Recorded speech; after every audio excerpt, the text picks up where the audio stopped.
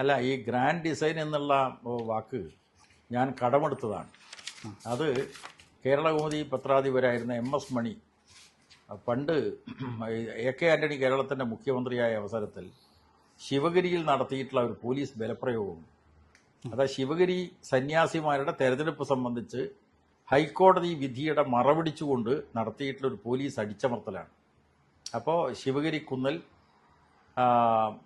കാർമേഘങ്ങൾ എന്ന് പറഞ്ഞിട്ടുള്ള ഒരു പുസ്തകം അന്ന് കേരളകൗമുദി പ്രസിദ്ധീകരിച്ചിരുന്നു.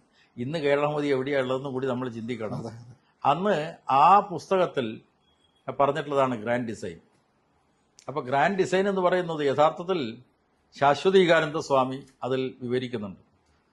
അന്ന് ഈ ശിവഗിരി സന്യാസിമാരുടെ കൂട്ടത്തിൽ ഏറ്റവും പ്രബലനായിരുന്നു ശാശ്വതീകാനന്ദ സ്വാമി. ആ സ്വാമി പറയുന്നുണ്ട് എന്താണ് ശിവഗിരിയെ കീഴടക്കാൻ പിടിച്ചെടുക്കാൻ സംഘപരിവാരം ആസൂത്രണം ചെയ്തത് എന്ന കാര്യം.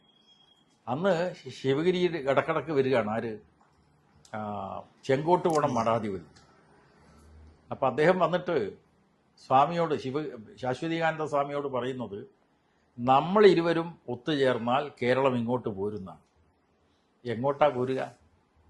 RSS വൽക്കരിക്കപ്പെടാൻ നമ്മൾ രണ്ട് സന്യാസിമാരും ഒത്തുചേർന്നാൽ നടക്കും എന്നതാണ്, വിജയിക്കും എന്നതാണ്. അതാ ഗ്രാൻഡ് ഡിസൈൻ.